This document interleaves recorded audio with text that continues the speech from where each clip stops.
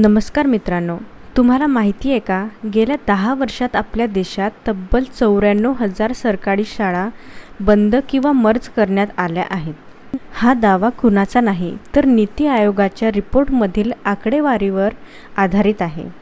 पण नेमकं असं का झालं आणि याचा विद्यार्थ्यांवर काय परिणाम होऊ शकतो? सर्वप्रथम नेमकं काय घडलं ते पाहूया। मे महिन्यात नीती आयोगाने एक रिपोर्ट प्रसिद्ध केला। त्यामागे गेल्या दशकात देशभरात मोठ्या प्रमाणावर सरकारी शाळा बंद किंवा एकत्र करण्यात आल्याची माहिती देण्यात आली आहे। ही बाब 4 ऑगस्ट 2026 रोजी काँग्रेस पक्षाने सोशल मीडियाच्या प्लॅटफॉर्म एक्सवर शेअर केल्यानंतर पुन्हा चर्चेत आली आहे। आता या रिपोर्टमधले महत्त्वाचे आकडे पाहूया। गेल्या 10 वर्षात सरकारी शाळांची संख्या 11.07 लाखांवरून 10.13 लाखापर्यंत कमी झाली आहे।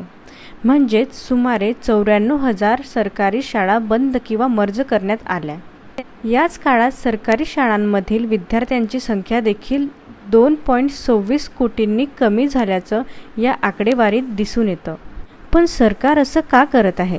यामागे सरकारचं म्हणणं असं आहे की कमी पटसंख्या असलेल्या अनेक छोट्या शाळा स्वतंत्रपणे चालवणं कठीण होत आहे।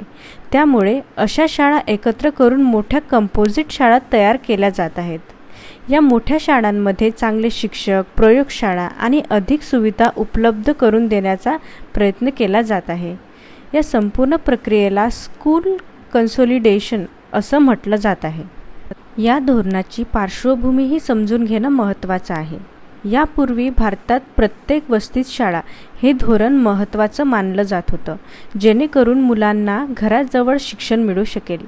मात्र आता सरकारचा भर लहान शाळांऐवजी मोठ्या आणि अधिक सुविधा असलेल्या शाळांवर दिसत आहे। आता यावरच मोठी चर्चा सुरू झाली आहे।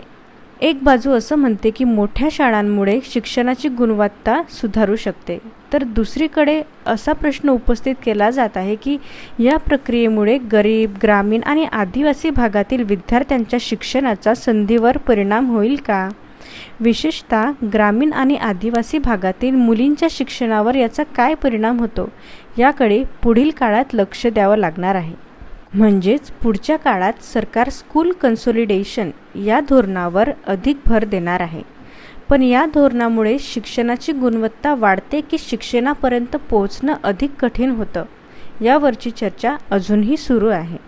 जर तुम्हाला अशाच प्रकारे UPSC आणि MPSCसाठी कठीण करंट अफेअर्स अगदी सोप्या मराठीत समजून घ्यायचं असतील तर व्हिडिओला लाईक करा, चॅनल सबस्क्राईब करा आणि पुढच्या व्हिडिओमध्ये आपण आणखी एका महत्त्वाच्या करंट अफेअर स्टोरीचं अगदी सोप्या भाषेत विश्लेषण करणार आहोत। तोपर्यंत जय हिंद।